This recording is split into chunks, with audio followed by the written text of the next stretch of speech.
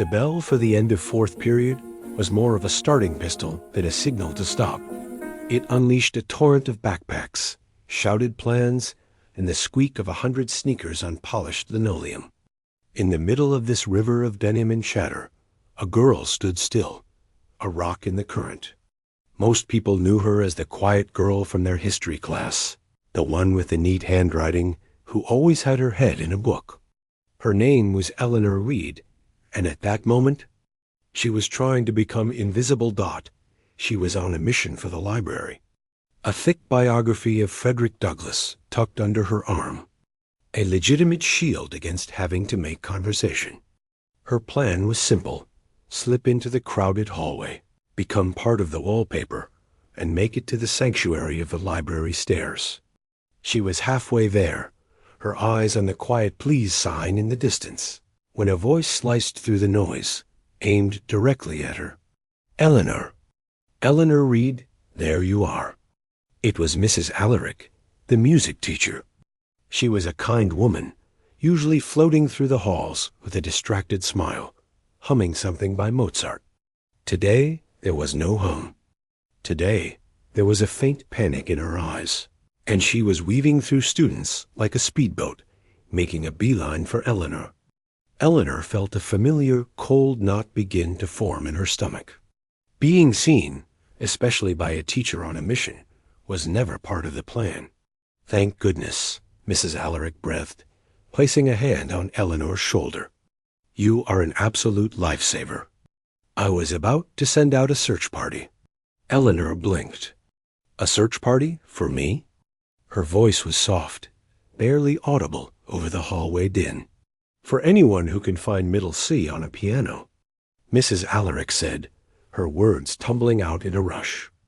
"It's Maya. She has the flu. A terrible 102-degree, can't leave her bedroom flu. And she was supposed to play at the Founders' Day Assembly in," she checked her wristwatch dramatically, 57 minutes. The cold knot in Eleanor's stomach tightened. The Founders' Day Assembly was a mandatory school-wide event. 2 hours of speeches about town history, awards for perfect attendance, and the school choir singing slightly off-key. It was famous for being boring. Eleanor's only role was to sit in the audience and try not to fall asleep. "I'm sorry about Mia," Eleanor said carefully, already trying to step back. "That's too bad. It's a catastrophe," Mrs. Alaric exclaimed, but then she smiled, a bright, hopeful smile that made Eleanor nervous. "But then I remembered. You took piano.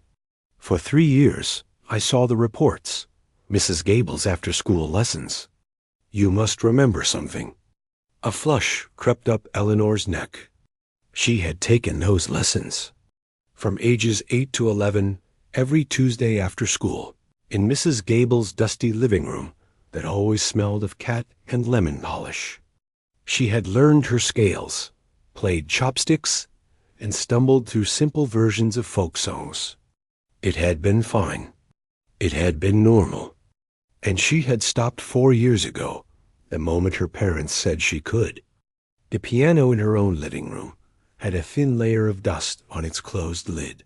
"That was a long time ago," Eleanor said, her voice barely a whisper. "I don't really play anymore." "Nonsense," Mrs. Alaric said, steering her gently but firmly down the hall, away from the library. "It's like riding a bicycle. And you won't be doing any bicycle stunts, I promise. It's the simplest thing in the world." They were heading toward the auditorium. Eleanor could hear the chaotic sounds of the stage crew moving chairs and testing microphones. The knot in her stomach was now a hard, cold ball of lead. "What do I have to play?" Eleanor asked, a last, desperate attempt to find a way out. "Nothing with a name," Mrs. Alaric said cheerfully, pushing through the heavy auditorium doors. The vast space was empty save for a few students on stage. At the far left, looking small and incredibly shiny under a single work light, was the school's grand piano. Just background music. Ambient sound. You know, gentle chords. Something peaceful and classic. The students will be milling about, finding their seats, chatting with their friends. No one will be really listening. It's just to set a tone before the speeches start. You could probably play the same 4 chords over and over, and no one would notice. They had reached the edge of the stage. The piano loomed. To Mrs. Alaric, it was a piece of furniture. To Eleanor, it was a vault. A locked, heavy vault that held something she never, ever talked about. Mrs. Alaric, I really don't think you'll be perfect, the teacher said, giving her shoulder a final, encouraging squeeze. Just sit here, start playing when the first students come in, and stop when the principal walks to the podium. Simple. You're doing the school a huge favor, Eleanor. A huge favor. And with that, Mrs. Alaric bustled away to yell at a boy who was dangling too precariously from a ladder near the flag. Eleanor was alone. She climbed the 3 steps to the stage, the wood creaking under her feet. The air was cool and smelled of old curtains and floor polish. She walked to the piano and slowly, hesitantly, lifted the heavy, polished lid. The row of black and white keys stared back at her. They looked unfamiliar, like the teeth of a strange, sleeping creature. She pulled out the stiff, velvet-covered bench and sat down. It was too low. She adjusted it, the mechanism groaning in the quiet. She placed her fingers on the keys, the ivory cool and smooth. Tentatively, she pressed a C major chord. The sound was too loud, a blunt, clumsy noise that echoed in the empty hall. She winced. This was a terrible idea. Her fingers, which felt thick and stupid, tried the simple progression Mrs. Alaric had hummed. C, G, M, F. She played it slowly. It sounded exactly like what it was, a forgetful person trying to remember a song from a childhood they'd rather forget. This was the secret she kept. Not that she had taken lessons, but why she had stopped, and what the piano had really become for her after those Tuesday lessons ended. After her world had, for a while, turned very small and very quiet. The piano in her living room had stopped being a chore and had become a conversation. The only one she could have when the words wouldn't come. She hadn't been practicing folk songs. She had been finding her way, note by note, through landscapes of sound that spoke of feelings she couldn't name. She had taught herself in secret, late at night, with the soft pedal held down, pieces that were her own private language, and one piece in particular, a piece that was all longing and loneliness and a kind of quiet, majestic sorrow. She had spent 2 years learning it, measure by measure, from an old book she found in the library. It was hers, her solace, her secret heart. To play the simple, empty chords she was being asked to play felt like a betrayal. It felt like being asked to whisper when your soul needed to speak. A door at the back of the auditorium banged open. A group of freshmen stumbled in, laughing and shoving each other. The assembly was beginning. Eleanor's heart began to hammer against her ribs. She was trapped. The vault was about to be opened, not to reveal its treasure, but to dispense something cheap and fake. She took a deep, shaky breath, placed her trembling hands back on the keys, and began to play the simple, soulless tune as instructed. The first few students didn't even glance her way. The first wave of students poured into the auditorium like a noisy, colorful flood. Eleanor flinched at the sound, her fingers stumbling for a second on the simple chords. She kept her eyes down, locked on her own hands, on the safe, predictable pattern of black and white keys. She didn't want to see them. If she didn't see them, maybe they wouldn't see her. The music she was making was barely music. It was a sketch of sound, the kind you hear in elevators or waiting on the phone. It had no heartbeat. Her own heart, meanwhile, was pounding so hard she could feel it in her ears. A frantic drumbeat completely out of sync with the bland rhythm she was producing. She risked a glance upward, just a quick one from under her lashes. The scene was exactly as Mrs. Alaric had predicted. It was chaos. Friends were calling out to each other across rows, saving seats with flung-down jackets. A group of seniors in the back were already passing a bag of chips, their laughter sharp and loud. Two teachers in the aisle were having an animated conversation, completely ignoring the stage.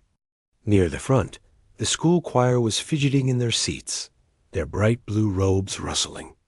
No one was listening. The piano was a piece of furniture, and she was just part of the scenery, a machine turning a crank to produce polite noise. A strange feeling settled over her. It wasn't just nerves anymore. It was a hollow, aching loneliness. The piano had always been her friend, her confidant. In her living room at home, in the quiet of the evening, it was where she poured out everything she couldn't say. The frustration of a misunderstood day, the quiet sadness that sometimes came for no reason, the rare flicker of a joy so bright it needed to be sung. The keys understood. They answered back with resonance and harmony. But here, the piano felt dead under her hands. The chords she played evaporated into the thick air of gossip and shuffling feet before they even reached the back wall. She was playing a lie. She was pretending this simple, empty progression was all she had, all she was. It was like being asked to introduce yourself to a room full of people, and only being allowed to say your name, and even then, you had to whisper it wrong. Her mind drifted away from the noisy hall.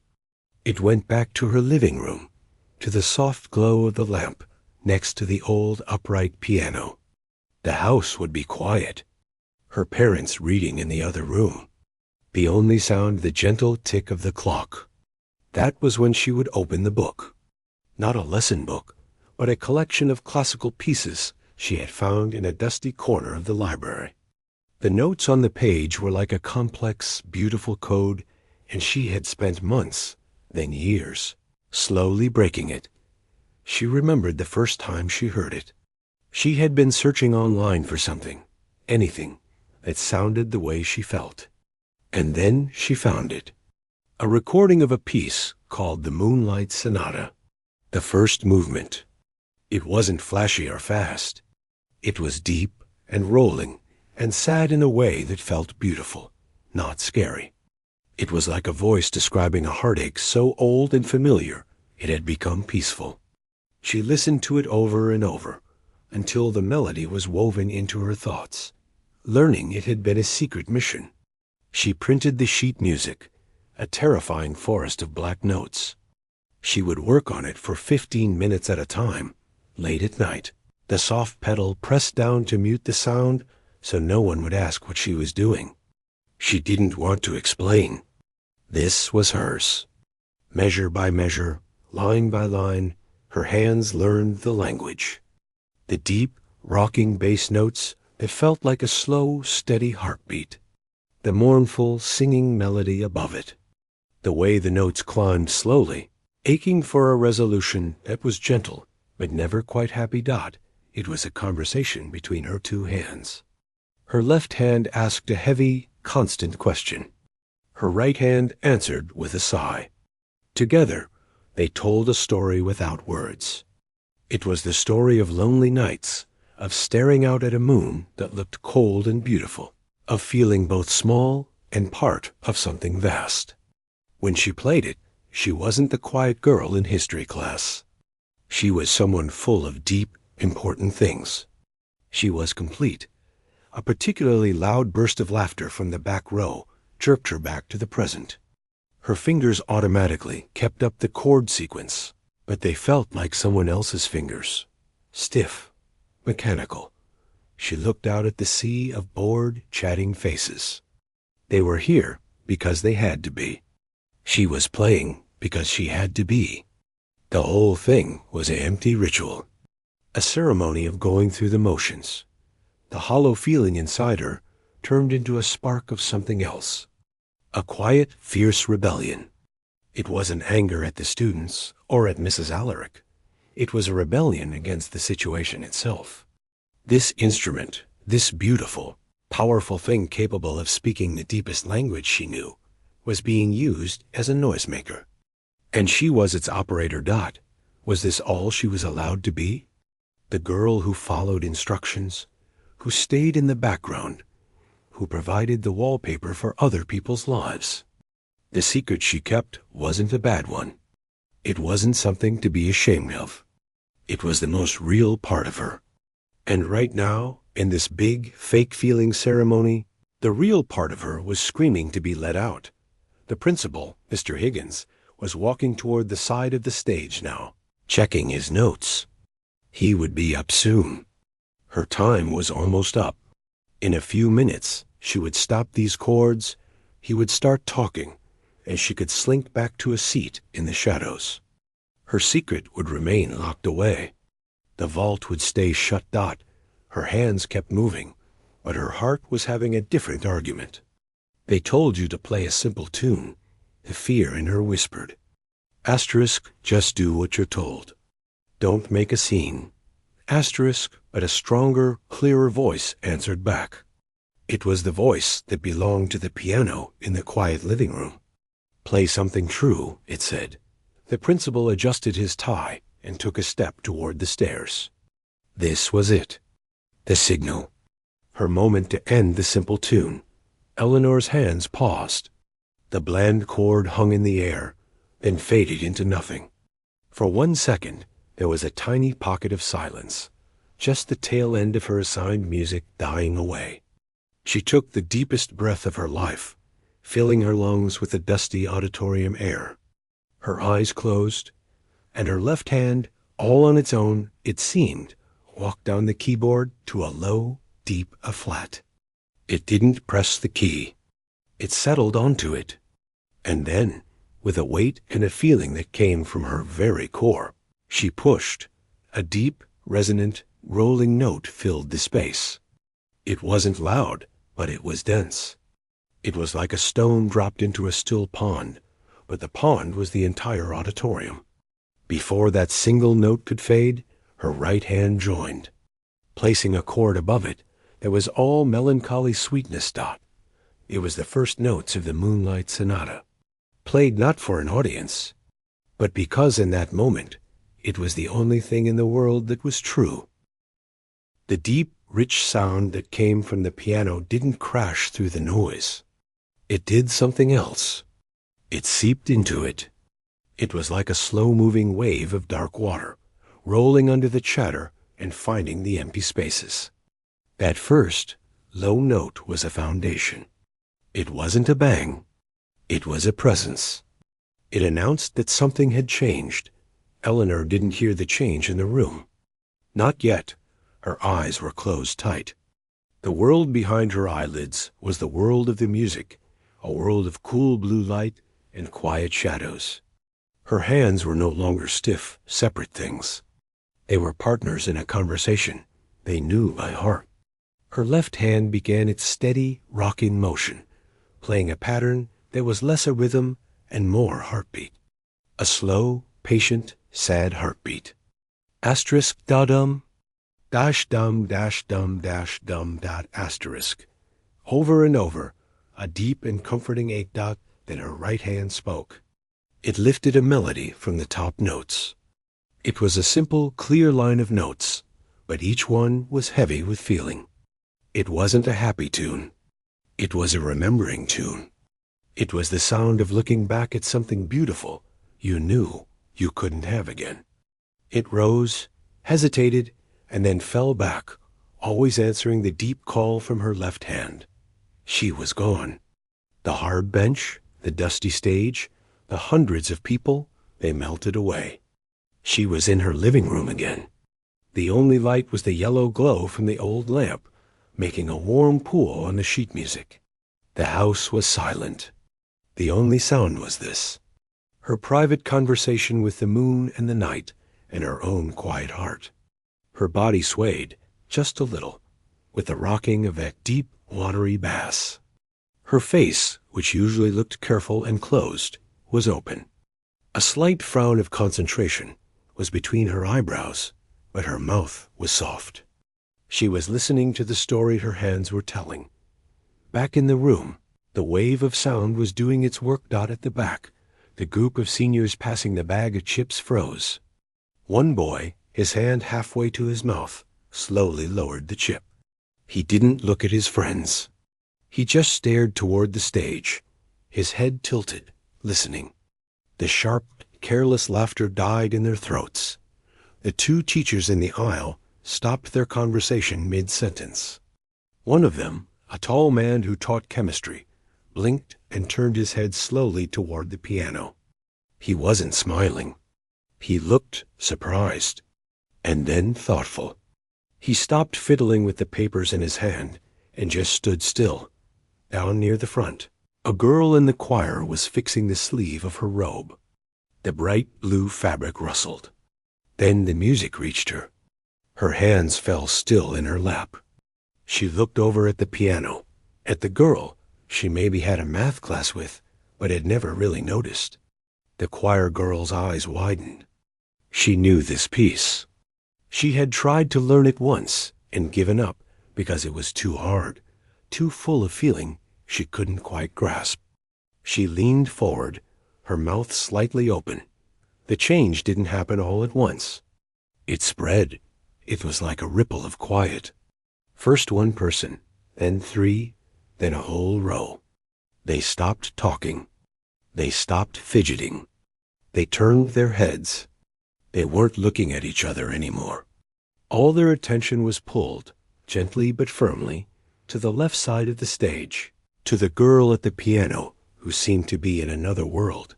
The principal, Mr. Higgins, had reached the steps to the stage. He had one foot on the bottom step, ready to walk up and start his welcome speech. He heard the simple chords stop, and he took a breath, ready to move. Then the new sound started.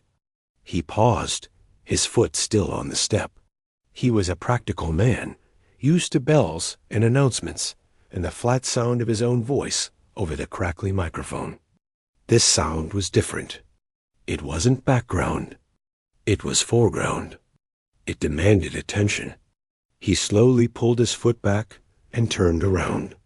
He stood at the edge of the stage, watching Eleanor, his prepared speech forgotten in his hand. The last pockets of noise were swallowed up. A freshman who hadn't noticed the shift started to whisper something to his friend. The friend, without looking away from the stage, elbowed him sharply and put a finger to his lips. The whisper died. The only sound now was the piano. The music filled the silence completely. It wasn't loud or showy. It was full.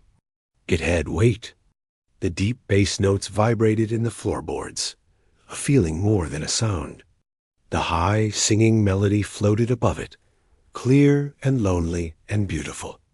It was a sad song, but it wasn't a song that made you want to cry. It made you want to be quiet. It made you want to listen. It made all the small, daily worries the test next period. The argument with a friend, the awkwardness of your shoes feel far away and unimportant. A boy in the middle of the auditorium, who spent most of his life trying to look bored, felt his mask slip. His shoulders, which were usually hunched in a slouch, relaxed. He wasn't thinking about looking cool. He was just listening. The music painted a picture in his head, not a specific picture, but a feeling. A dark lake. A single light in a window. A long, quiet road. He didn't know why, but it felt true. A teacher near the back. An older woman who taught English felt a tightness in her throat. She knew this piece. She had a recording of it at home. She listened to it when she graded papers late at night. It was her secret comfort. She looked at the girl on stage. This student she might have passed in the hall 100 times without seeing, and her eyes grew moist. She understood, in a flash, that this was not a performance. This was an offering. This was someone speaking in the only language that fit. The absolute stillness in the room was a living thing. It wasn't the stillness of boredom. It was the stillness of complete absorption. Hundreds of people were breathing, but it felt like they were all breathing in time with the slow pulse of the music. No one coughed. No one shuffled. Every face was turned toward the light on the stage, every ear catching the notes as they fell like slow drops of water. Eleanor played on, unaware of the spell she was casting. For her, the magic was internal. The fear was gone. The hollow feeling was gone. In its place was a sure, steady flow. Her fingers knew every turn, every gentle climb and fall. She wasn't thinking about notes. She was feeling the shape of the sadness, the beauty of it. She was remembering why she loved this piece, because it didn't shout its pain, it sang it. It made the ache something you could hold, something almost precious. She reached apart. With her right hand played a series of quiet, rippling notes, like moonlight shimmering on moving water. Her fingers flew lightly, accurately. A soft, collective sigh seemed to go through the audience. No one made a sound, but you could feel it, a release of breath. A moment of shared wonder. In that vast, silent room, connected only by the threads of sound coming from the piano, everyone was alone with their own thoughts. And yet, for the first time all year, they were completely together. They were all hearing the same truth, feeling the same quiet shock of beauty. The girl they didn't know was telling them a story without words, and for these few minutes, it was the only story in the world. The final notes of the sonata's first movement didn't really end. They faded. They dissolved into the air of the auditorium like mist under a morning sun. Eleanor's right hand lifted slowly from the keys, the last pure note hanging for a heartbeat before it was gone. Her left hand came to a rest, the deep, rolling heartbeat stilled. For a moment, there was nothing. No sound at all. It was a thick, complete silence, heavier than the noise that had filled the room before. It was the silence of a held breath, of a spell not yet broken. Eleanor sat perfectly still, her eyes still closed, her hands resting gently in her lap. She was swimming back up from the deep place the music had taken her. The feel of the hard bench beneath her, the heat of the stage lights on her neck, the faint smell of dust, these things began to trickle back into her awareness. She felt empty, but a good empty, clean, like she had spoken a truth that had been stuck inside her for years. She was also suddenly terribly aware of where she was. The memory of the crowd rushed back in. A cold dread washed over the warmth left by the music. What had she done? She had been told to play simple chords. She had played Beethoven. She had hijacked the Founders' Day assembly. Her heart, which had been steady during the piece, began to hammer again. She had made a scene, a huge, undeniable scene. She wanted to curl into a ball and disappear. Slowly, afraid of what she would see. She opened her eyes. The bright lights made her blink. She looked out, bracing herself for faces of confusion, or annoyance, or worse, laughter. What she saw stopped the breath in her lungs. No one was moving. No one was talking. Every single person in the auditorium was looking right at her. But their faces weren't confused. They were changed. The boy who always slouched in the back was sitting up straight, his eyes wide. The group of chatty girls in the third row had their hands clasped in their laps, their expressions soft and serious. The chemistry teacher was still standing in the aisle, and he was nodding slowly, as if he understood something profound. The choir girl in the front row had tears glistening on her cheeks, but she was smiling a small, radiant smile. The silence stretched. 1 second, 2. It was the most vulnerable moment of Eleanor's life. She felt utterly naked, seen in a way she never had been before. From the middle of the audience, a single person began to clap. It wasn't a loud, showy clap. It was slow and solid. Asterisk clap, clap. Clap. Asterisk. It was the tall English teacher. She was clapping with a look of deep respect on her face. Her eyes locked on Eleanor. It was like a dam broke. The sound that followed wasn't an eruption. It was a wave. It started quietly as more and more people joined in. A soft pattering that grew and grew. Then it built, gathering strength, until it became a roaring, thunderous, sustained applause. It filled the huge room, bouncing off the walls and the ceiling. It was louder than the chatter had ever been. Students were standing up. They weren't just clapping. They were stomping their feet on the wooden floor, a rhythmic thunder underneath the clapping. Whistles cut through the noise, sharp and joyful. Eleanor's hands flew to her mouth. This wasn't polite clapping for a finished speech.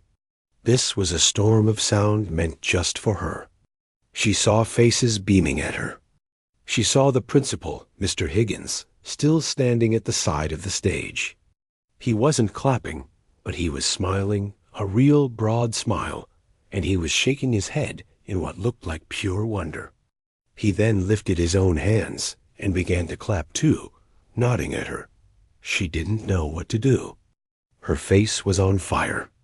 A wild, impossible feeling rose up in her chest, mixing with the terror. It was warmth. It was recognition. She hadn't been laughed at. She had been heard. Tentatively, she took her hands from her mouth and placed them back on the edge of the piano bench. She gave a small, awkward nod toward the crowd. This made the applause swell even louder. A few shouts rose above the din. Yeah, that was amazing. Encore. The noise was overwhelming, a physical force pushing against her. But inside the storm, she felt a pinpoint of calm. They liked it. Had liked it. They really, truly liked it. Not the simple tune she was supposed to play, but the real one. The secret one. She looked toward the back of the auditorium, where Mrs. Alaric was standing by the doors. The music teacher's hand was pressed over her heart. Her eyes were shining, and tears were streaming freely down her cheeks. She wasn't upset. She looked astonished and moved and proud. When she saw Eleanor look at her, she gave a frantic, happy thumbs up, her mouth forming the words, "Oh my goodness." The applause went on and on. It didn't want to stop. It was as if the audience, after being so still and quiet, had to make up for all the noise they hadn't made during the music. They were releasing all the feeling the piece had built up inside them. The standing ovation rolled over Eleanor in wave after wave. Finally, Mr. Higgins walked to the center of the stage, still clapping. He gestured toward Eleanor, inviting the applause to continue for her. Then he held up his hands, trying to calm the room. It took another full minute for the sound to die down to a low rumble, then to scattered claps, and then back to that waiting silence. Everyone slowly took their seats again, but the energy in the room was completely different. It was alert. It was alive. Mr. Higgins stepped up to the microphone. He cleared his throat. He looked at his notes, then he neatly folded them and set them on the podium. He didn't need them. "Well," he said, his voice sounding rough with emotion. He looked out at the students, then turned to look directly at Eleanor, who sat frozen on her bench.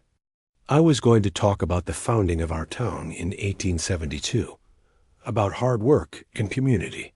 He paused, letting his words hang in the quiet air. "But I think," he continued, his voice softer, "we have just been given a much better lesson. A lesson about the unexpected gifts people carry inside them.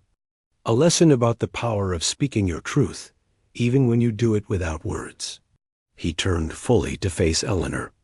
"Young lady," he said, and his voice was kind and full of respect. "On behalf of everyone here, thank you. Thank you for that astonishing gift. You have set a tone for this assembly that none of us will ever forget." He began to clap again, and the audience immediately joined in, another loud, warm burst of sound. Eleanor felt fresh tears prick her own eyes. She blinked them back rapidly. She gave another small, helpless nod. Her throat too tight to speak out, Mr. Higgins turned back to the microphone as the clapping subsided. I believe we have now officially begun our Founders' Day Assembly. And I don't know about all of you, but I feel like we've already witnessed something truly special. He launched into his welcome speech, but no one was really listening to the words. The air still hummed with the memory of the music. Students kept sneaking glances at the girl at the piano. Eleanor sat through it, her mind buzzing. The fear was gone, replaced by a shaky, glowing disbelief. She had done it. She had played her piece. And the world hadn't ended. Instead, for a few minutes, it had become perfectly still and perfectly beautiful. The rest of the assembly passed in a blur for Eleanor. The speeches about town history, the awards, the choir's slightly off-key rendition of the school song It All, seemed to happen on the other side of a thick pane of glass. She sat quietly on her piano bench, which had been moved further into the wings, a place of honor and also a place to hide. The roaring applause had stopped echoing in the room, but it was still ringing in her ears, a warm, dizzying hum in her blood. She could feel eyes on her. Not the staring, curious eyes from before, but looks filled with a new kind of attention. A boy from her algebra class, who had never once spoken to her, gave her a quick, shy thumbs up as he walked past the stage with the choir. A girl from the student council smiled at her, a real, genuine smile. It was strange. She hadn't become invisible again. But the visibility didn't feel scary anymore. It felt respectful. When the principal finally dismissed everyone, the noise returned, chairs scraping, the babble of released students. But it was different. It was lighter. People were smiling as they shuffled out. As Eleanor stood up, her legs feeling wobbly, Mrs. Alaric appeared from the shadows like a happy ghost. "Oh, my dear," the music teacher said, her voice thick. She didn't hug Eleanor, but she put both hands on her shoulders, her grip firm and warm. "My dear girl, I had no idea. I am so sorry I asked you to play something simple." Eleanor just shook her head, unable to find words. "No, I mean it," Mrs. Alaric insisted. "I treated that piano like a machine for making polite noise. And you showed us what it's really for. You spoke to every single soul in this room." She blinked away fresh tears. "The spring concert. We're doing a spotlight piece for solo piano. I want you to play. Will you think about it?" Eleanor managed a nod. "I'll think about it," she whispered. It was all she could manage. The walk from the auditorium to her locker was the longest and shortest walk of her life.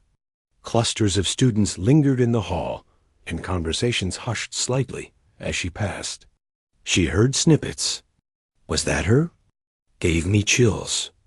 So beautiful. She kept her eyes on the floor, the familiar cracked tile near the water fountain, the scuff mark by the history room door. These ordinary things were anchors in her whirling world. She reached her locker and fumbled with the combination.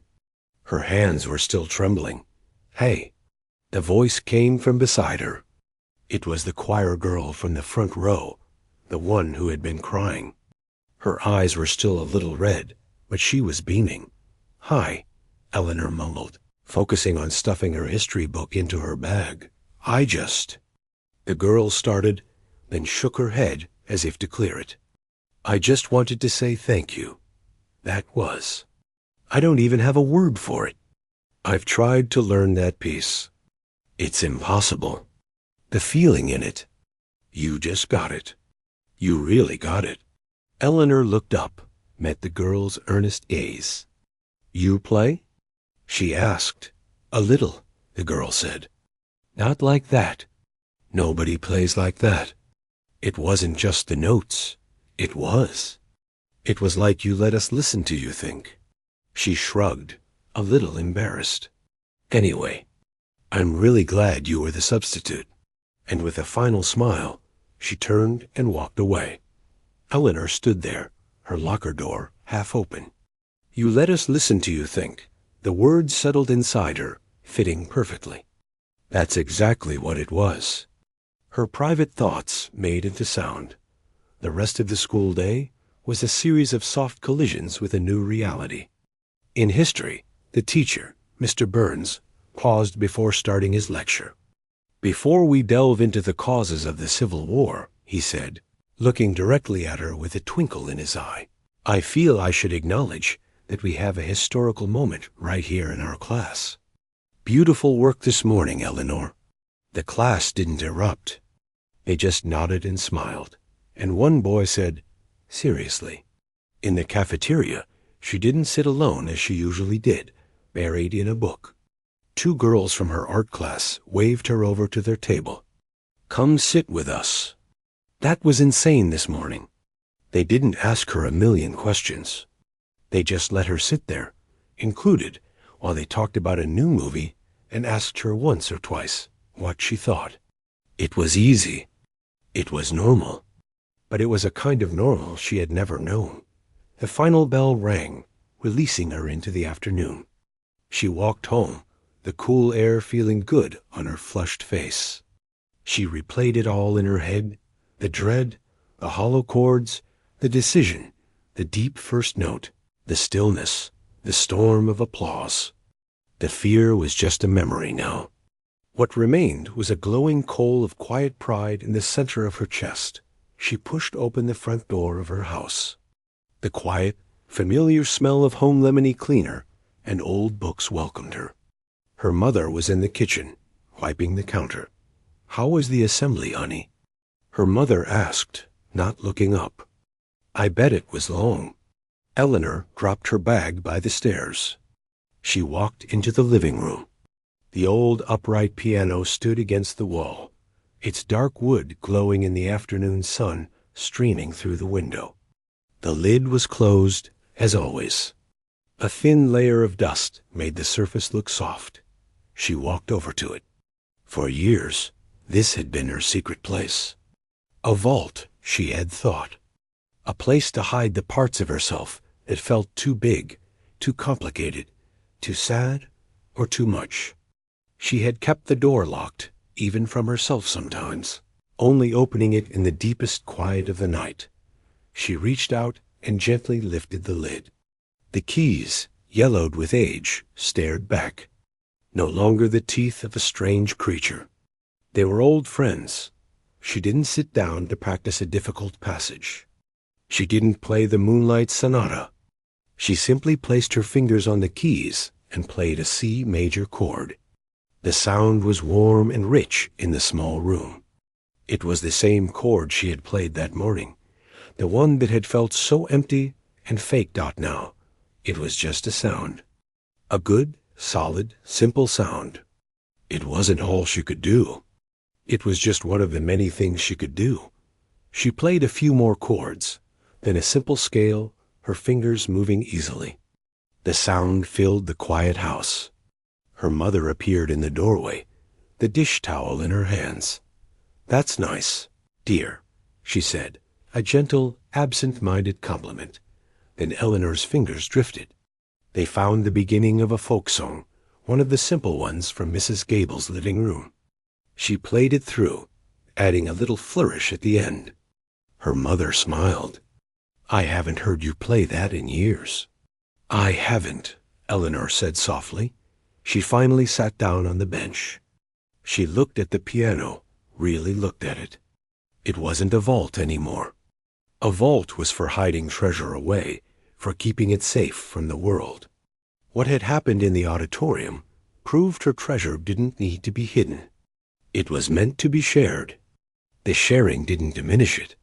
It made the music, and her, feel real. The piano was just a piano, and she was just a girl. But together, they could speak. They could tell a story that made a room full of people fall still. They could turn a simple, boring school requirement into a moment that people would remember. She played the deep, first note of the sonata again, just once. It resonated through the house, a beautiful, mournful sound. Then she let it fade. She didn't feel like the quiet girl anymore. She was still quiet, maybe.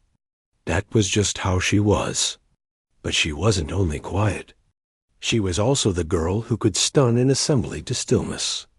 She was the girl who knew how to speak without words. The two girls were the same person. And for the first time, sitting at the piano in the afternoon sun, she felt like that person was whole. The secret was out, and she was free.